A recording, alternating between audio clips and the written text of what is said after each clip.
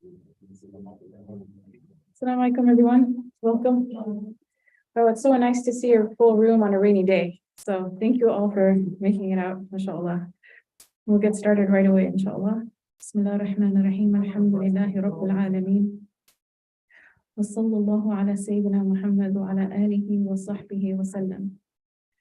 نوينا التعلم والتعليم والتذكر والتذكير والنفع والانتفاع والإفادة والاستفادة والحث على التمسك بكتاب الله وسنة رسوله صلى الله عليه وسلم والدعاء إلى الهدى والدلالة على الخير ابتغاء وجه الله ومرضاته وقربه وثوابه سبحانه وتعالى وصلى الله على سيدنا محمد وعلى آله وصحبه وسلم. In the name of God, the most compassionate, the most merciful, all praise is due to God, Lord of the worlds. And peace and blessings be upon our Master Muhammad and his noble family, companions, and followers.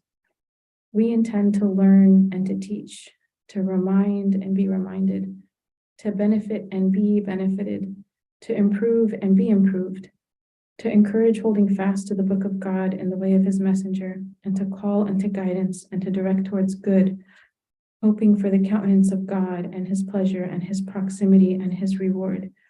And peace and blessings be upon our Master Muhammad and his noble family, companions, and followers. Ameen. MashaAllah, I think like 5 minutes ago, the room was like half this full, and when I finished the dua, it's like, what happened? Alhamdulillah. So it's really nice to be here again after the winter break with everyone. Alhamdulillah, I'm happy to be with you all. Something I was just reflecting on, even as I was doing the dua, it's during the break, I was able to go to Egypt and visit, or maybe a little bit before the break, go to Egypt, and there's a street in Egypt called Shara al-Ashraf, and it's where like Imam Hussein is buried, and many of the family members of the Prophet Muhammad ﷺ are buried. And you know, when you're making dua for the family of the Prophet, normally we just make dua, and I don't think of any particular person in mind, but having just come back from visiting, now it's like, oh, all of those people, say the Nafisa, say the Sukaina, say the Ruqayya, Imam Hussein, you know, and so it's nice to actually make these visits. I hope, inshallah, as the Majlis, we get to go and do a very similar trip as a group and take everyone to Egypt, because I can't talk about it. You just have to experience it for yourself, and then you'll understand, inshallah. And that was alhamdulillah, just a nice thing that just happened. So for alhamdulillah, we have Sylvia with us online. I actually forgot what the assignment was from the previous time that we came together. And so Sylvia, what was the assignment for all of us that I forgot about myself? She mentions that if you are overwhelmed by a problem, when you make dua after you praise the Prophet, peace be upon him, and make an admission of your lack of strength and power, and then ask all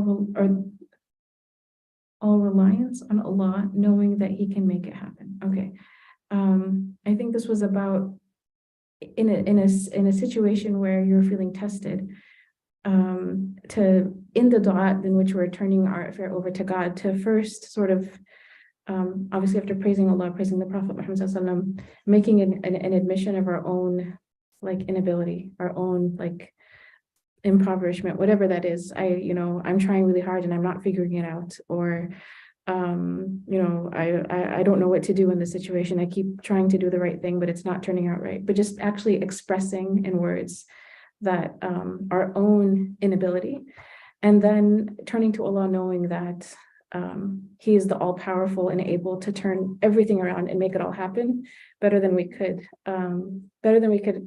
plan for ourselves. So alhamdulillah, that was a good assignment. That's a really good assignment, because I think people do this regularly. And so we can actually reflect on this concept of when you're overwhelmed, and then reaffirming in your heart that God can solve every problem. God can solve every overwhelming issue, everything that we're worried about. And so alhamdulillah, that's even as I'm reading the assignment that I forgot about, alhamdulillah, it happened. So which usually happens. And so I want to ask if anyone has any reflections, even if they didn't do this as an assignment, if they have any reflections from ever having practiced this before in their life, that Sobia mentions it's a good reminder to believe and reinstall hope. Yes. Alhamdulillah. Any other thoughts or reflections?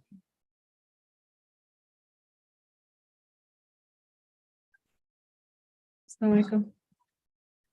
So I'm going to share one from today that happened. That this actually happened today, alhamdulillah. It's a very simple thing. It's a very, very simple thing. But it was raining, and it was raining in San Diego. It's raining here in Irvine. And I set out to the train station on time, alhamdulillah. And I made the acknowledgement of this is rain will probably add this much time to my commute. And I hit traffic on the way to the train station. And so I was making dua. I'm like, I can't control anything else other than just to continue to make the dua that Allah facilitates everything. And I'm also, as I'm headed there, kind of worried about the fact that, as you guys know, that right now the trains are under construction. So the train from San Diego to Oceanside is a train, and then Oceanside here is a bus.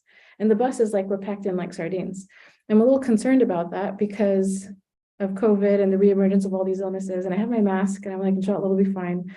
But as I'm headed there, and I'm like, I've literally done, today, I've done the things I'm supposed to do so I can be there on time for the train. But I'm also worried about, getting sick by the bus, not necessarily the train. And so I'm headed over there. And as I'm thinking about this, like, what happens if I miss the train? And I don't want to miss the class. I want to go back in person, I miss being there in person. Sometimes I have to do it online. And alhamdulillah, like I made dua about it, but like as I'm making the dua, I felt like a sense of sakina, that everything's going to be fine. Everything's going to be fine. Everything's going to be just fine. And I'm going, and all of a sudden I get a text message, literally as right after the dua is made. One of my friends is visiting San Diego from Irvine. And she just texts me and says, I can give you a ride to the majlis today. Yeah, alhamdulillah. So she says, I can give you a ride to the majlis today.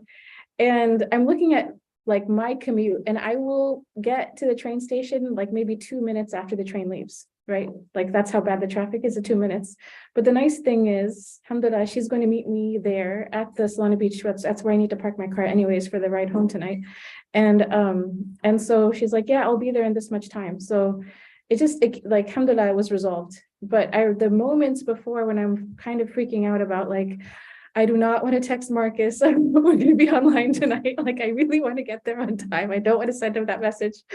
And how is this going to happen? And yeah, Ya Allah, I've done everything. I don't know what to do. And then alhamdulillah, it was just literally just turned around and was resolved. And I didn't have to ride a train or a bus. And I came with a really good friend. Alhamdulillah, I had a beautiful drive here. God bless her. And so that was just a simple, very, simple story of how today started. Yeah. Yeah, I can share my story. A couple of years ago, I was diagnosed with a syndrome that kept me paralyzed for a year and a half. I have my daughter, my other younger daughter, and we were just accepting the fact that's it. And there's no cure, nothing. And well, they stayed strong. We all stayed strong. We believed in God, and we believed that we kept on praying. And after a year and a half, I'm cured. I'm fine. And it was such a strong test from God that we were able to, Subhanallah. Alhamdulillah. Alhamdulillah. With the girls, I mean, they were young. Wow. A couple of years ago, so wow, mashallah. So you have front row seats to this experience of like, put your faith in God. Things can look really overwhelming, but in the end, the doctors don't control everything. Allah controls everything. So subhanallah. Yeah, that is my train story is nothing compared to this. This is amazing. Alhamdulillah. Alhamdulillah. If there's anyone else who would like to share, you're welcome to share. Inshallah. Asnawi? So I went to the beach like 3 times in the break, and it was actually clear those days in July. And like every day I was at the beach, I could see I had a little head, and I started imagining he started to set -1, and like he's standing at the water, and like there's nowhere to go, and like everyone's up moving the boat except for him. and then like the sea split and crossed it. And I think I realized that like I'm not even close to that. Like usually like when like the dead end, I'm like, oh, this is the end. But I think I realized that through his story, he's been through so much, and he's like seen so much that like he doesn't think this is like a big deal. Like even if there's like an army behind you, you can't cross the ocean. And for me, it's just like I don't know why, but like the waves at the beach are like very therapeutic for people. And for me, it's like the one who's moving the waves is the one that moves them to Lisa. You know, like, his rub is my rub. Right? They're not different. The difference is me. Yeah. And so I don't know. I think it's hard to remember like in the moment when things are tough. Yeah, I love him there. But then like even like you remind us of that, you're like so good that like this is what I've done for you in the past, and I'm gonna be there for you. Yeah. So for me, it's just like I imagine a beach. Yeah. Mashallah. I don't think I'm ever going to look at the waves the same again. Alhamdulillah. Alhamdulillah. I mean, I think that's something that you're saying that is reminding me. I heard this once. I think it was Shaykh Hamza Yusuf who said it, and he said, "The problem with our time is that people don't believe in miracles, and that if we believed in miracles, we would see the miracles." And this, like having a high opinion of God and really believing He is capable of everything. It's because it's even the hadith of like Allah continues to answer our prayers so long as we don't say He's not answering our prayers. You know, so the test is not like it's about maintaining that sense of high opinion of God, even as we feel overwhelmed and weak as a human being. One of the things that I think that can sometimes confuse or muddle that is in terms of just in terms of conversations with others, reflecting on myself, is when we're making dua for something and we acknowledge that we have shortcomings, we actually fell short, like we did things that were mistakes or wrong, and how am I going to ask God to make this better when I've made mistakes and I don't even know how to come out of those mistakes or how to like atone for them in the right way. Like it's in the past, it's so far gone. And in our mind, we're still assuming that God can't. I mean, we don't say that ever out loud, but we're assuming that this thing, because it's the past, whatever it is, that there's no way for even something that's maybe years ago, or even something that's months ago, right, to just somehow be able to come out of that in the best way and actually fulfill whatever later in life, but fulfill whatever that shortcoming is or mistake is, and fulfill the trust of that, and somehow do right by that. And if we look at ourselves and dwell on our mistakes and dwell on how messed up we did something or fell short, and if there's perfectionists in the room, we tend to do this, people who need everything to be just right, then you're dwelling on yourself. You're not looking at Allah. You're not looking at the one who, controls everything, and nothing is impossible for him. So I would say like this is a good reminder that to when we feel that way, when we feel overwhelmed, not to get stuck in the me and my situation and where did I fall short and what can I not do right now, or where are my limitations, because then you're going to be in this place where you don't have a high opinion of God, right? But if you can acknowledge that this is where I am because I'm creation, but Allah is all powerful and He is not limited by anything or anyone, and you put your hope and your trust there, then everything is possible, and that hope comes back. Alhamdulillah. And it's a practice. We have to do it over and over and over and over again. And like what you mentioned in terms of Musa alayhi salam knew with faith, with certainty, something that everyone else didn't know yet because they hadn't learned to experience God that way. One of the advices that kept coming up, even I'm going to refer back to the Egypt trip for the next like 5 months, I think, but one of the advice that kept coming up and the trip was have a good opinion of God and have yaqeen, like have certainty in him, have certainty in your faith, have a good opinion, have a high opinion of him. And people would come with like all sorts of different problems, like major life problems. Someone is divorced, someone is doing a custody battle, someone is like all sorts of different like tribulations. And the advice is the same: have a good opinion of God, and have yaqeen. And to me, that was something that was also interesting, because the words have yaqeen, I thought that was a station. I thought, like, how do I have yaqeen? Like, how do I have yaqeen? You know, like I know like prophets have yaqeen. After you pass away, you have yaqeen. But how does like someone who is trying to do something better, like, how do I just have yaqeen? You know, and I realized there is some choice involved, because the teacher wouldn't be telling people to have that certainty unless we have a choice to believe and to practice that certainty. So may Allah grant us that, inshallah. We're going to look at the spiritual commentary from the previous verses. Before we do that, let me pull up the verses.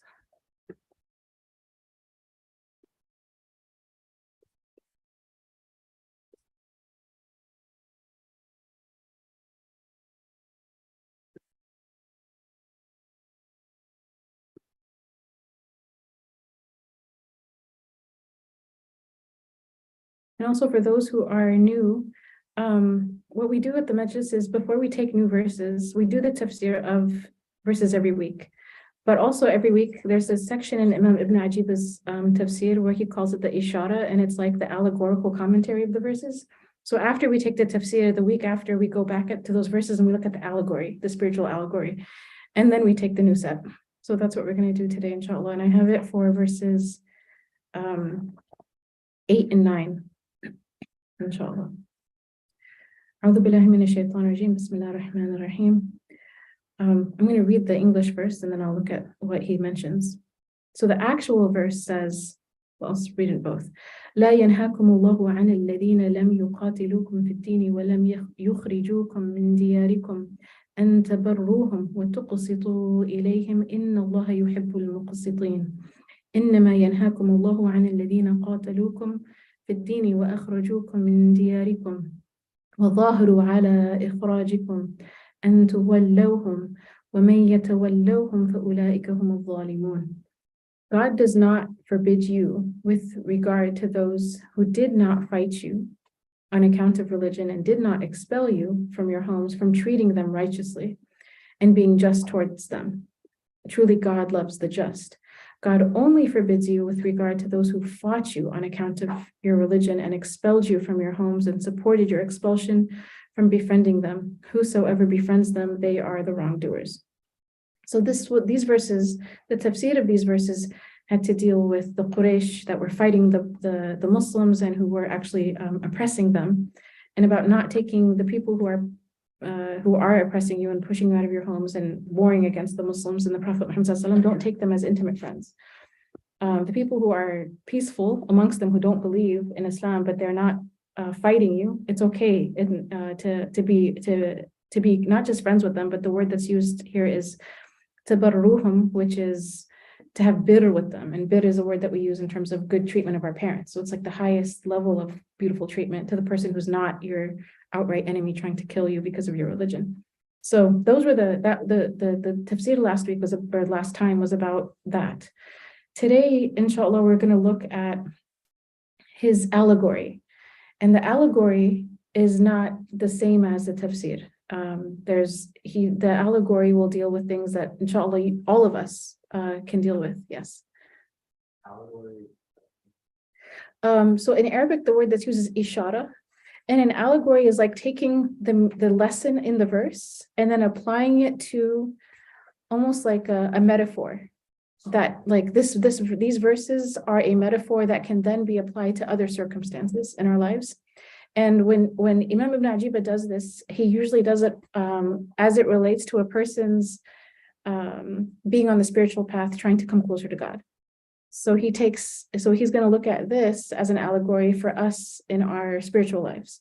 And what he says is, Allah does not prohibit you from obedient souls, what he means is like Muslims, basically who are practicing Muslims, in terms of being excellent to them, and that these are people who do not distract or prevent you from your wayfaring or your path to God. God does not prevent you from being their friends or keeping company with them. He prohibits you from the licentious or rebellious souls that fight you and try to block you from spiritual progress and try to pull you out of the circle of intimacy with God by their following their desires and wanting you to follow them. And they rush to seek their fortunes or their goods from this world, as well as following their desires. And those that follow them do too. And so they remain in that state of slavery or enslavement to the lower self. And so they oppress themselves to these low things as they prohibit and prevent the bliss of experiencing the divine presence. So this first section, this is like a very rough translation. I'm not a great translator, but I hope you guys got the gist of it. What he's saying is that if you have people who are Muslims and they're not people who like are antagonistic towards you, because as you grow in your faith, their company's fine, and you can have that bir with them. You can have that beautiful, keep their company. But if there's people who actually like, they want you to not do, they like to practice. If you get up and pray, they're mad at you. If you want to do something that's like more religiously oriented, it's not that they're like, oh, they're going to leave you alone. No, they want to block you from that. I don't know if any of you have ever experienced anyone like that in your lives. When I was much younger, I did. But it was a strange thing, and more so than anything else, it felt like bullying. So no one should be in that type of a relationship in the first place, like friendship or whatever.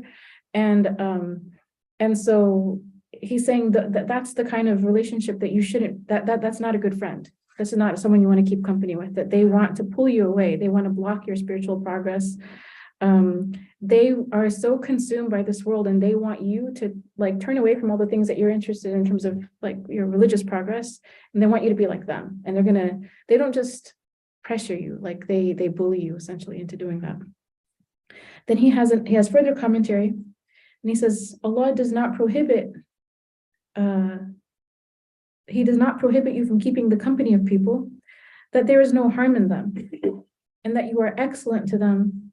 And and he says your excellence is with spiritual counsel and reminders, and you are good to them with words of ihsan, words of spiritual excellence. He prohibits you from the people of rejection who oppose you. These are those who are massively negligent. And then subhanAllah, he says something that like this next line blew me away. The massively negligent didn't blow me away. He said the bland reciters. So he said the reciters who they don't have any heart in what they're saying. They have the voice, but there's no heart. And I'm like, well, I wouldn't know how to measure that. And then he says, and the arrogant scholars, may Allah protect me and all of you as well. And the ignorant, he uses the word ignorant fuqara, but here the word fuqara doesn't mean poor. It means like people who are sort of pretending is the wrong term also. It's like people who seem to outwardly care about spirituality, but they're ignorant, like they're only doing sort of things that have no basis in the religion to become more spiritual. Does that make sense? And so he says, don't follow them. Mixing with them is poison, and it kills the spiritual aspirant, and those who follow them won't prosper. And I thought it was just really fascinating that he included like the arrogant scholar and the reciter, but basically the reciter that doesn't practice what they're reciting, or like it's interesting. And I think I might have mentioned the story here at the Majlis, but when I was studying in Egypt, one of our teachers told us that that like a beautiful recitation of the Qur'an was a very coveted thing historically in Egypt, to the extent that it was known that some reciters would get poisoned by other reciters. And I remember thinking, how can anyone who's memorized Qur'an and has like mastered tajweed in that way, like poison someone else? And he said, yeah, this is every people basically have a test, And, like, just like there's people who are going to do things incorrectly. And it's not necessarily a measurement that this is like a righteous person just because they have a beautiful recitation. And so I remember that was shocking. And then he also said that there are books in the tabaqat literature, when they take the biographies of scholars, that certain scholars in Islamic history, they were opponents of each other. And I'm like, how can scholars, I can understand difference of opinion, that has always existed, but I don't understand opponents. And they said, no, when it comes to, their rivalry was so known that in the biographies, the person who's the biographer will not take the information about one scholar in terms of putting their biography together from the scholar that's their rival. And so again, it's scary because it says arrogant scholar, right? And so what it really indicates for all of us is the core of everything is our hearts. All of the outward accolades mean nothing if our hearts are not right. And so may Allah subhanahu wa ta'ala help us with our own hearts, and also help us to be in the company of people that their company doesn't hurt us or their company doesn't misguide us, or their company is not something that bullies us, or it makes us not, enjoy practicing our faith. So that was his allegorical commentary for those verses. And now today, inshallah, we're going to do verse 10 and 11. I was hoping to finish today, and then I saw the tafsir and I'm like, okay, 2 sessions. It's not going to be done in 1 session. So أعوذ بالله من الشيطان الرجيم بسم الله الرحمن الرحيم يا أيها الذين آمنوا إذا جاءكم المؤمنات مهاجرات فامتحنوهن الله أعلم بإيمانهن فإن علمتموهن مؤمنات فلا ترجعوهن إلى الكفار لا هن حل لهم ولا هم يحلون لهن وآتوهم ما أنفقوا ولا جناح عليكم أن تنكحوهن إذا آتيتموهن أجورهن ولا تمسكوا بعصم الكوافر واسألوا ما أنفقتم وليسألوا ما أنفقوا ذلكم حكم الله يحكم بينكم والله عليم حكيم. O you who believe, when the believing women come unto you as immigrants, examine them. God knows best their faith. Then if you know them to be believers, do not return them to the disbelievers. Those women are not lawful for those men, nor are those men lawful for those women. And give them what they have spent. There is no blame upon you if you marry them when you have given them. The translation here is bride wealth. The Arabic, because I thought that was a strange term in English, but it's basically the dowry or the mahr. And hold not to the ties of disbelieving women. Ask for what you have spent, and let them ask for what they have spent. That is the judgment of God. He judges between you, and God is knowing, wise. So this verse is an important verse in the surah, and it talks about something that happened in the time of the Prophet Muhammad ﷺ, when the Muslims are in Medina, and they have as part of their treaty, in the Treaty of Hudaybiyah, there was a rule that if someone from the Quraysh converts to Islam and they come to Medina, then the Prophet Muhammad ﷺ will actually send them back to Mecca. But then what happens is you have women who are converting to Islam, and they're coming to Medina, and what happens to them? And so this incident actually took place. So part of it is in this verse, the forbidding of marriage between Muslims and the mushrikeen, the idolaters. And then this idea that the women who are coming, they're believing women. They're coming because they now believe in Allah. They now believe in the Prophet Muhammad ﷺ. So examine them means that when these women come to embrace Islam, the Muslims must be for sure that they have actually migrated to Medina because they want to be Muslim, not out of any other side reason, not any other tertiary reason. Or it could be like Imam Ibn Ajiba mentions, it's like they didn't come because they want to just move from one land to another land, or because they are trying to escape, or like they're angry at their husbands and they're leaving their husbands. You have to see that they're actually coming because they have become Muslim, Because if they have become Muslim, and then it says, God knows best their faith. And it indicates that once they have actually taken the Shahada, they just pronounce the Shahada, then their word is to be trusted, and the matter is then between them and God.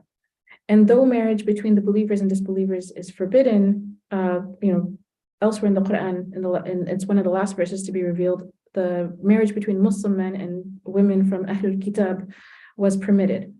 Now, there's a long fiqh discussion about this in the West right now, but I'm not going to go into that. If we have time in Q&A, we can talk about it. There's much to say here, and I'll continue first. So the Treaty of Hudaybiyah, it stipulated that the Meccans who fled to the Prophet Muhammad ﷺ have to be returned, but that anyone from the Prophet's companions who fled to the people of Mecca would not be returned. So then a Qurayshi man whose wife had joined the Muslims went to the Prophet Muhammad ﷺ and said, "O Muhammad, return my wife to me, for you have agreed to return to us whosoever flees to you." Then this verse is revealed, stipulating that Muslim women could not be married to idolaters and their return would be excluded from the treaty. So essentially, Allah has revealed the rules are changed. I know what you guys signed in Hudaybiyah, but now this women are excluded from what you guys agreed on, because a Muslim woman is not supposed to be married to a mushrik. And so when Muslim women are coming to Medina, they're not returned back to Mecca. They get to stay. And give them what they spent stipulates that any mahr that had been paid to the women before they left their disbelieving husbands in order to embrace Islam would be returned. The Muslims would actually return that to the disbelieving husband when they are removed from wedlock with them. And then the Prophet Muhammad ﷺ therefore allowed the believing women who migrated to Medina to stay, and sent back the Quraysh, the men from the Quraysh who was requesting his wife to come back, and then on top of that, there was, it's going to show up in the second verse, but it was mutual. It was supposed to be that if Muslim women left Medina to go to Mecca, then the Quraysh would actually pay the mahr of that Muslim woman back to the Muslim man, and take back the person who has decided to basically apostate and stay with the mushrikeen. And so I thought about this, and I'm like, would any Muslim woman actually leave her husband if they're with the Prophet Muhammad ﷺ? And it says, in the study of Qur'an, it mentions there's 6 different cases where actually Muslim women left their husbands in Medina and joined the Quraysh again, the mushrikeen. Imam Ibn Adiba mentions 5, and he actually mentions their names and who they were married to. So this was a very sort of documented thing. There were people in Medina, they were the overseers essentially of the iman of these women. So there's actually people appointed to see, are they here because they're Muslim, or are they here for any other reason? And so when these women would come to Medina, they would ask them to pronounce the Shahada. And that's what the test is. فَامْتَحِنُهُنْ is, okay, then say the Shahada. And so the migrants from the kuffar who had escaped, that's their test. And if they are asked, they are asked. So in one opinion, it was they were asked, have you left for other reasons? For example, are you leaving because you don't like your husband? Or did you leave because you wanted just to move to a new land or acquire some like worldly benefit or, goods? Is there someone that you're in love with here that you just want to marry them? You want to leave your husband for them? Or is it because you believe in God and the Prophet ﷺ? So if they would say their Shahada, according to one tafsir, if they would say the Shahada, that was sufficient and they were taken at their word. Another one was that they would be asked to swear an oath that they are Muslim women, and obviously they would say the Shahada as well. So here it mentions that Subay'a bint al-Harith is the one who became Muslim, and she came to Medina, and her husband Sa'id, her husband, not Sa'id, her husband said, "Return to me my wife," and the ayah was revealed. So the Prophet ﷺ took her oath and then didn't return her to the Quraysh, but he gave her husband back the mahr that he had gifted her. Then another companion married her after that. And so one account says that it was actually Umar radiallahu anhu. The Prophet ﷺ would return the men that had converted, but not the women. Ibn Abbas, he said that the imtihan for the woman was just simply to pronounce the shahada. And I think this is a really important principle. And at the very end of the tafsir, we'll go into what the assignment is in terms of practicing this principle, is that believers take people at their word. Okay, we have that concept that you take people at their word. And this, the fact that it says in the verse, Allahu a'lamu bi imanihin, that only Allah truly knows, like there are levels of iman. That's not for you to know, that's in their hearts. We don't know people's hearts. We just know we judge by the outward. So if they say the shahada, then you accept them as Muslims. And Imam Ibn Ajiba says, this clause also indicates that the testing was something that was light. As the point is not to have absolute knowledge, because that's only for God, just that you have ghalabat al-dhan. So that's a word that's used a lot in Arabic or in Islamic texts. So ghalabat al-dhan is, you believe most probably this is the case, but your most probable assumption in this case for something that's good, you treat it as if you had a certain knowledge of it.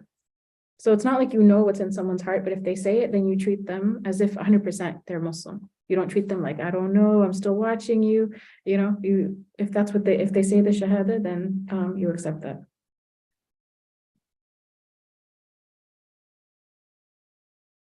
So the Muslims were then to believe that if they believe that they're most probably people of faith because of the outward signs, then the word that's used in the Qur'an is still ilm, even though they didn't have ilm. It was that certain ilm is only for Allah, but it means that all of the consequences that would take place would be like the consequences of having 100% knowledge.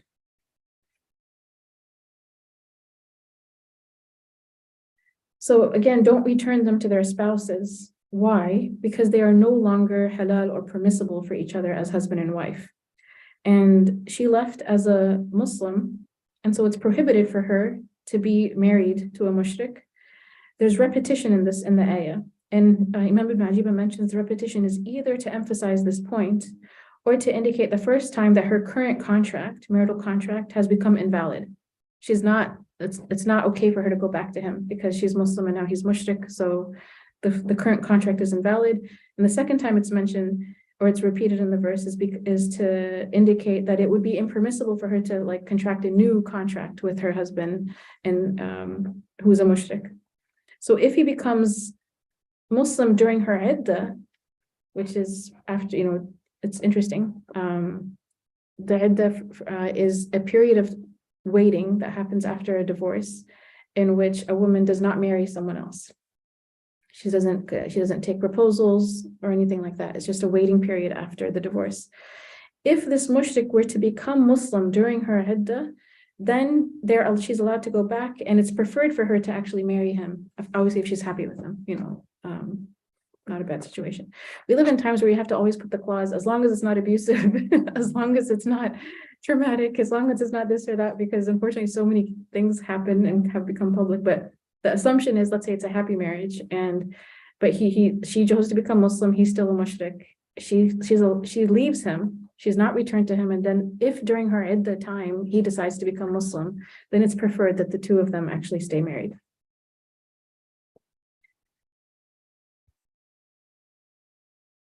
And then the part where it mentions, and give them what they spent, it means give the mushrik husband what he had spent on her as the mahr, and there's no problem for her to marry, or no, there's no problem for the believing men to marry these women, meaning that once these women come, they can be remarried to Muslims in the community,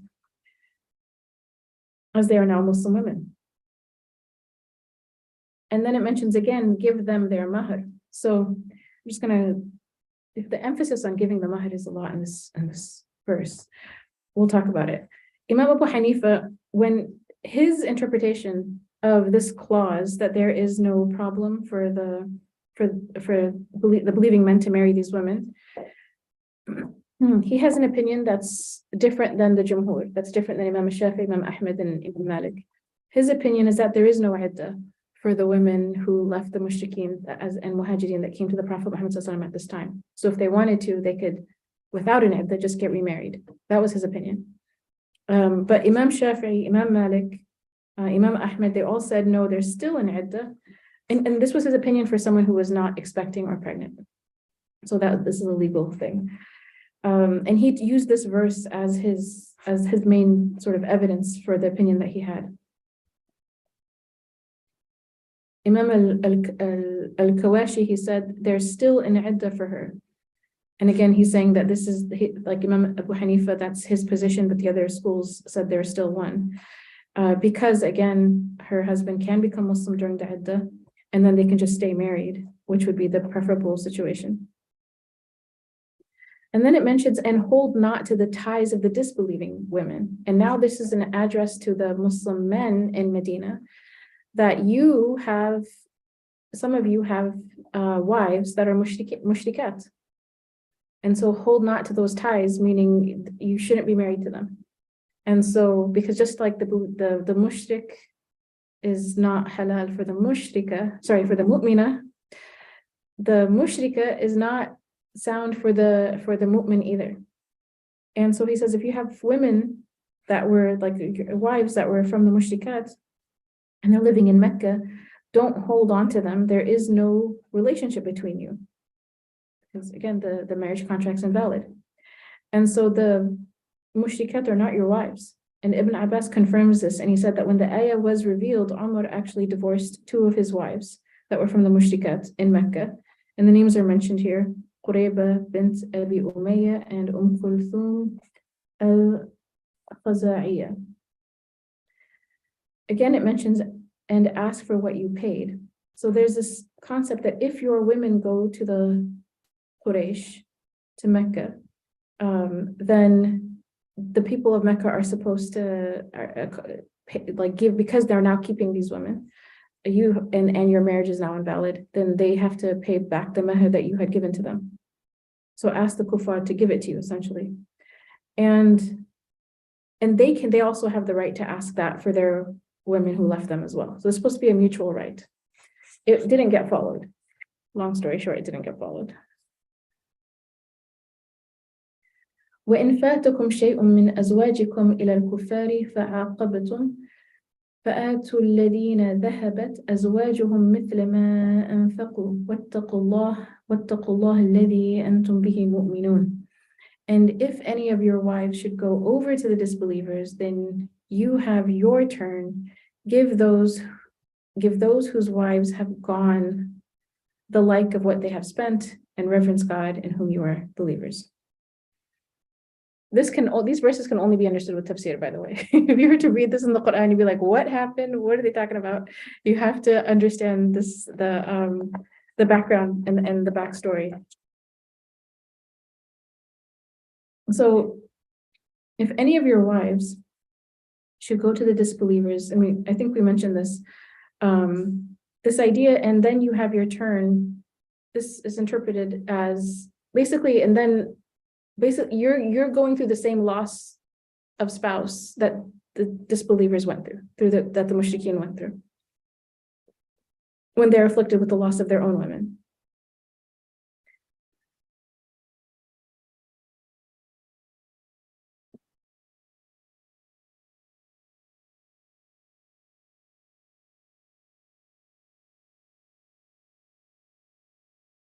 So here in the study Quran, it mentions, and this is in the Tafsir Imam Az-Zamakhshari, that the disbelievers could not be expected to follow the Quranic injunction to pay back the mahr if a woman left her husband and returned to them from the Muslims. So even though the Muslims follow this, when the Prophet Muhammad ﷺ, when the man came for his wife, and the Prophet Muhammad ﷺ told him, we can't return your wife to you because now she's a mu'mina, and he gave the man, right, the amount that he had spent in terms of the mahr. The man left, and the Prophet ﷺ is the one who obviously obeys the law of God. This idea that now the Quraysh have to do the same when a Muslim woman goes there, and we know either 5 or 6 Muslim women went back. It says the Quraysh were like, we're not following these rules. We're not going to do this. And so there's a number of opinions about what happened. So here, in the tafsir of Imam al-Baghawi, al-Tabari, Imam al-Zamakhshari, they mentioned that the Muslim community was then asked to spend basically from the treasury or the spoils of war to give to those Muslims whose wives had left them to join the mushrikeen. So if the Quraysh are not going to do it, then the money of the ummah, basically the Bayt al-Mal, or at that time what had been collected from spoils of war, would be where these men would be recompensated. And the Muslims carried out this command again by way of paying back the disbelievers their mahr for their former wives, but the idolaters refused to do the same. So that's in Ibn Kathir, Imam al-Tabari. Imam Ibn Ajibah has other comments on this. He mentions that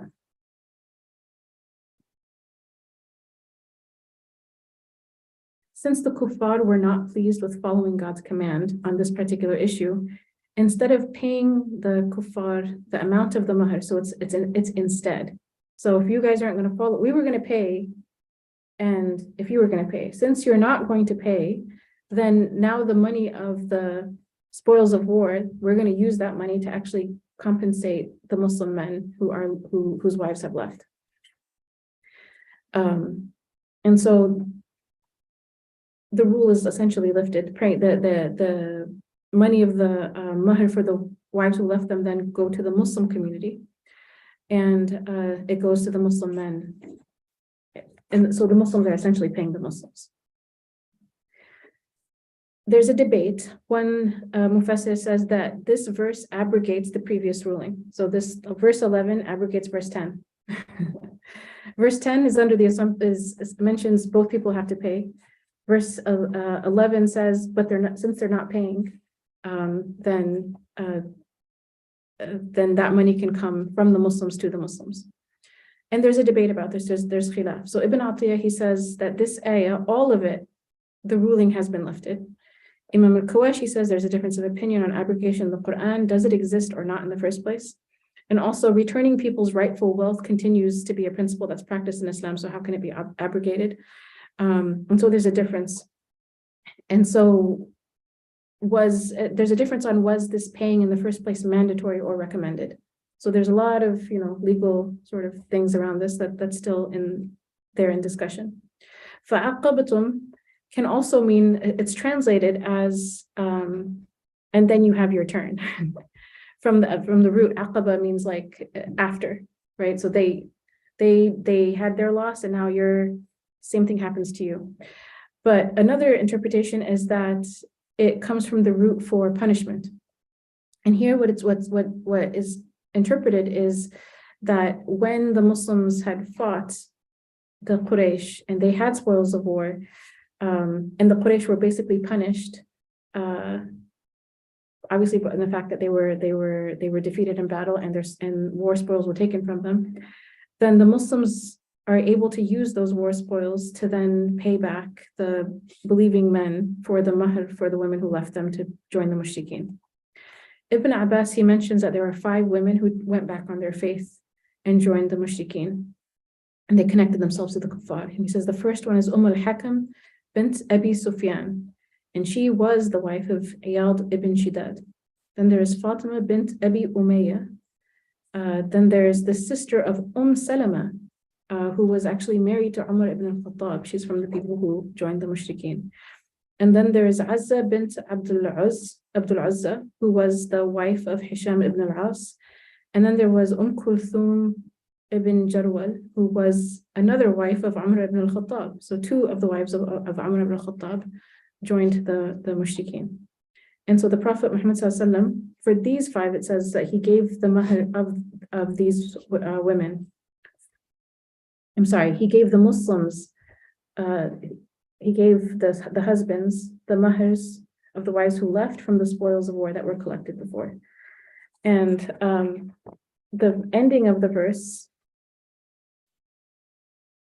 وَاتَّقُوا اللَّهَ الَّذِي أَنْتُمْ بِهِ مُؤْمِنُونَ, and reverence God in whom you are believers. Imam Ibn Ajibah just comments that observe the law of God, like make sure that just because the Quraysh are not people who are observing what the ahkam of God, doesn't mean that Muslims don't observe it. So he gives it as a warning, even not just to the disbelievers, to the Muslims. Make sure that when it comes to these things, you reverence God. So that's the tafsir of the two verses. Now, in terms of going back to something I wanted to look at, when Muslim women are leaving Mecca and they're coming to join the community of believers in Medina, and they're given the test of, do you believe, do you not actually, like, or you don't believe, it's a conversation. It's not, no one's like trying to look through their luggage, it's not an inspection, it's nothing like that. And they simply have to say the shahada. And if they say the shahada, then they're accepted as believing women, and they're part of the Muslim community, and they're protected by the Muslim community. And the fact that their mahrs are paid is like, we're going to take care of you now, right? So they have that sense of protection. I want to ask you all, this is a time of war. There's a time of, there's people who are amongst the Muslims in Medina who are munafiqeen. They don't believe, but they outwardly say they believe, and they gather the secrets of the Muslims. They go back to the Quraysh and they take it to them. And in this particular circumstance, aren't there a lot of reasons to be suspicious for someone coming? Yeah, and you could be like, what if they're not actually Muslim? What if they just want to be a spy? Aren't there a lot of reasons to have doubts about them? And yet they're taken at their word. They're just believed. And I want to ask, for us as a Muslim community, in terms of trying to apply this quality, right? Allahu a'lamu bi imanihin. That's enough. Like, Allah knows best what their hearts are. But what's your job? Your job is to accept and believe what they're bringing you. Is there a situation that's a common one, not like a big, a very common situation that you can think of, where someone may tell you something and you're like, but I don't really believe what you're saying? When is it very common when that happens? Yes. When friends claim outrageous things. When friends claim outrageous things? Okay. I'm trying to think. I don't have any friends who claim anything outrageous. Okay. Alhamdulillah. Maybe, but that's interesting too. How about when someone apologizes and it just didn't sound the way you wanted it to sound? Right? They say, I'm sorry. And you're like, you're not really sorry. Right? You know what I mean? There's like anyone have small kids? And they know you just say sorry and everything's gone. Right? You just say sorry right away. Like, okay. So this is something that's really interesting to me, because I had to read this in a book myself to know that this is like part of our Islamic practice. So, which was, in the past, I thought that if you feel like you're getting an apology, you don't have to accept it, right? An apology that sounds kind of fake, that sounds like they don't really, doesn't sound sincere, it doesn't sound like anything. You can be nice to them, but it doesn't mean like in your heart, you don't need to believe that like they apologized, right? And one of the books that I really love is Adab al-Suhbah by Imam Sha'rani. And he has a section about accepting apologies. And that's really the assignment for us, is wherever it applies in your life, try to apply it. But one place where I think it's very common, and especially when you have small kids, I think it's very common when you have small kids, is this idea of accepting the excuse or the apology of someone who comes to you. And he says, it is from among the rights of a person over another person that he accepts his excuse, even if he thinks he's lying. Imam at-Tirmidhi and others have reported, one whose brother comes to him shirking the responsibility of a sin, he should accept his excuse regardless of whether he is truthful or lying. And then he says, if he does not, he shall not come to the fountain, to the held of the Prophet. That was heavy for me. I was like, okay, so I understand that could be good adab to accept it, but I didn't realize, no, this is actually a really important principle. If someone comes and says, I'm sorry, it's really important for us to accept the apology. Barring abuse and disclaimer, this does not apply to like really extreme situations. We're talking about everyday life things. And so accepting this apology is from the practices of being a Muslim. And so he also mentions it is in reference to this that they sang, and there's like different words of Arabic poetry, translation of which is, accept the apology of one who comes to you with an excuse, irrespective of whether he is sincere in what he says or not. He has apparently come wanting to please you, even though he hides what has harmed you. And they also saying, I was told so-and-so has spoken against you. It is a defect for such a station of chivalry. I said, he has come and offered an excuse. The recompense for a sin with us is a simple apology. And they also saying, when a friend makes an excuse to you one day, then go forth in assisting him much, for Ash-Shafi'i has reported a hadith with a sound chain from Al-Mughira, from the choicest one, sallallahu alaihi wasallam, that Allah subhanahu wa ta'ala forgives 2,000 major sins with one excuse, meaning like with one apology. And then Imam Ibn Majah reported that the one whose brother offers him an excuse and he does not accept it shall have a sin similar to that of the taxman. And I don't, because this is the English side, that what is the sin of the taxman? I didn't know there was a sin of a taxman, but I think it's a translation issue. But it's someone maybe who's not dealing with money properly. And then it mentions, it is from among the sayings of my master, Ali al-Khawas, Allah subhanahu wa ta'ala have mercy on him. When your fellow comes to you with an excuse again, meaning an apology, accept it. Although some people come, by the way, and their apology is not the words, I'm sorry. Their apology is like they give you like a present or they do something else, but they just for some reason can't say I'm sorry. Anyways, when they come to you with an excuse, accept it, especially when it happened a long time ago. If any of you does not find any tenderness in their heart for his fellow, then he should blame himself and say to it, your fellow came to you with an excuse, yet you did not accept it. How many a time have you violated his right? And I've heard other scholars say, how many times we violated the rights of God? And he says, when you did not pay any regard to him, as such, you are worse than he is. Meaning, if we think about how many times we have violated the rights of God and how we hope and we have, the expectation even of that if I come to Allah and I ask forgiveness, that he's going to forgive me. And that's what we want from God. We want to be able to go to him for all the different things that we do and simply ask for his forgiveness and receive it. And if we were to compare how many times we sin to the number of times this particular person has wronged you, we sin more than he has wronged us. Some of them said, a fellow who compels his fellow to apologize to him is not a true brother, and nor a fellow of the path. Verily, the fellows of the path make excuses for the creatures of God prior to the creatures apologizing to them. So that's like a higher level, which is even before they come to you, you can make it in your heart, you can make an excuse and simply forgive them. Again, barring situations of extreme abuse. I just want to put that in there because this is everyday life things. Someone picked you up late, someone forgot it was your birthday, someone ignored you when you were in a gathering and you don't know why they ignored you when they were talking to someone else instead. There's all sorts of different things where people can harbor animosity or malice. And then a person can apologize and they're like, I don't really feel like they meant it. And kids will make mistakes over and over and over again. They'll hit their sibling or they'll do something wrong and then they'll be like, I won't do it again. I promise I won't do it again. And just sigh, I have to accept this, but that's the right thing to do, simply to accept the apology. And so that's the assignment. Doesn't mean people are expecting everyone to apologize to them. So it may not come as an apology. It may come as an excuse. It may be someone who says, oh, I didn't do the thing you wanted me to do because I was doing X, Y, Z. You feel like they're not telling the truth about that, but it's not for you you're Muslims, again, that principle is we take people at their word. And so to remove those kinds of doubts from our hearts, inshallah, and to treat them as if what they said is something you believe believe is the truth. You might have ghalabat al-dhan. You may have most probably they're telling the truth, but I don't know. I'm going to treat it like I know that they're telling the truth. And inshallah, that's the assignment. I think we have a question here.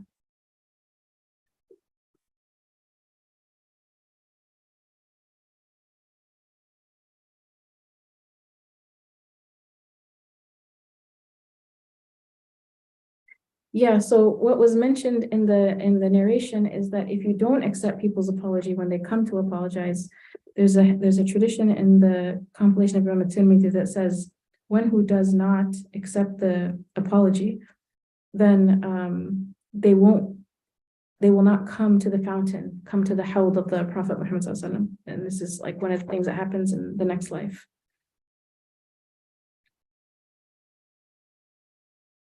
People drink from the hands of the Prophet Muhammad sallallahu alaihi wasallam at the hawd.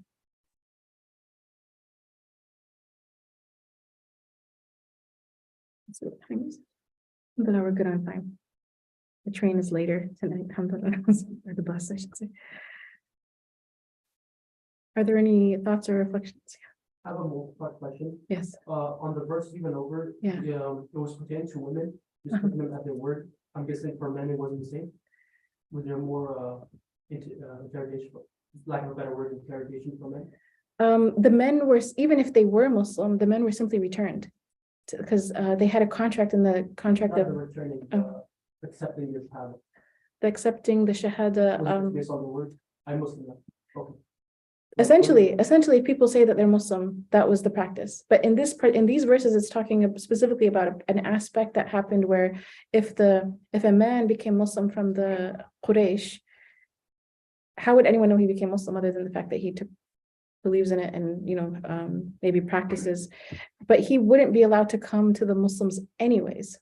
So there's no imtihan, right? They don't have an imtihan in the first place because they weren't allowed to join the Muslims in Medina. So they simply stayed in Mecca. But the Muslim women who left, they were, in order to be sort of part of the Muslim community and not return to Quraysh, they were simply asked about, did they believe? So the men didn't have a test only because they weren't allowed to be a part of the community in the first place. And then my second part, let's say from a government point of view, if I happen to be working at an intelligence agency, or maybe if in their case, the Prophet has somebody to make sure they're telling the truth, do they have to accept the same thing? Or if let's say you're from wherever country you're from and you're part of the intelligence agency, you're looking for terrorists, you're looking for people that will, let's say, blow up the Kaaba or something, are you still supposed to take people at their word? Or you're supposed to, but you can still interrogate them or do what you need to do? Like investigate for like crimes like terrorism? Yeah, like in this case, let's say you're in the battlefield, you're fighting China for the Uyghurs or whatever. And then, very hypothetical, but and then when somebody comes and says, I want to be Muslim now, I want to switch sides. Because that's what happened with Quraysh. They were fighting against them, you switch sides. Will that same thing still apply? Like, okay, you're part of us now, or you, for security reasons, can you still keep them at a distance? I honestly don't know. I don't know the answer to that question. Yeah, but it's an interesting sort of thought process for the modern situation. The most application I could take was just accept people's apologies. So that was my modern application. But in terms of war and secret agents and things like that, or security agencies, one thing I was thinking about is that the Prophet Muhammad ﷺ actually knew who the munafiqeen were in the community. He knew who they were. Before he died, he told one of the companions who they were, and it was only that information was only given to one companion, right? And yet he still allowed them to live with the Muslims and be in the Muslim community and participate in the Muslim things. But obviously he knew that they weren't, that they were from the people who were plotting against him. Is it because they pose no threat? He allowed them to live? Or allowed them to stay in the community? I think it's because he has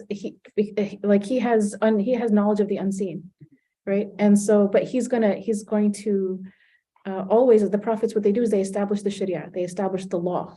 So he doesn't do things based on the knowledge he's given necessarily on the unseen when it comes to the law. The law is the law so that everyone knows how to practice the law. Because in the future generations, they're not going to have that kind, this is like kashf, right? This is things that God reveals to the prophets. And so the law is practiced in a certain way, and he's upholding the way the law is supposed to be practiced. And I mean, imagine that one of the companions had this knowledge, right? And after his passing, the law is still the law, right? So what's something is just really subhanAllah. So I heard this when I was younger, and I remember thinking subhanAllah was I believe I don't remember the name of I used to remember the exact name of the companion who had this information, but when Umar radiallahu anhu found out who that companion was, who was given this knowledge, he actually went to that companion and asked, "Am I on the list?" What was that? Hudayfa, yeah. So that's it shows you his ikhlas in the sense of he's just thinking, is there something, I don't really have words to even comment on that, but just and actually when he asked the question, the companion starts crying, and he's crying because he can't believe that Umar would actually think he'd be on the list. And also he's crying from like the ikhlas of someone like Umar to just, he's like checking, am I on the good list? Am I on the bad list? Am I on this list? And so when Umar sees the companion crying, he starts crying because he thinks the companion's crying because he's on the list. This was like a very special generation. SubhanAllah, very beautiful. Okay, I think it's a good time to close, inshallah. بسم الله الرحمن الرحيم اللهم وفقنا لما تحبه وترضى وجعلنا من عبيدك السعداء وأمتنا على كلمة الهدى علمنا ما ينفعنا ووفقنا للعمل بما علمتنا به واجعل ما نحن فيه خالصا مخلصا لوجهك الكريم آمين يا رب العالمين اللهم اجعل تجمعنا هذا تجمعا مرحوما وتفرقنا بعده تفرقا معصوما لا شقيا منا ولا محروما وصلى الله على سيدنا محمد وعلى آله وصحبه وسلم. O God, give us success to attain what you love and are pleased with. Make us amongst your felicitous servants. Allow us to die on the statement of guidance. Teach us what will benefit us and give us the success to act upon what you have taught us. Make that in which we are engaged pure and devoted to your noble face. Ameen, O Lord of the worlds.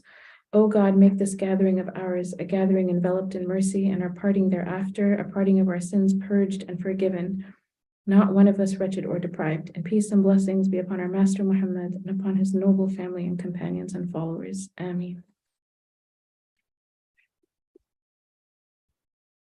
Assalamu alaikum.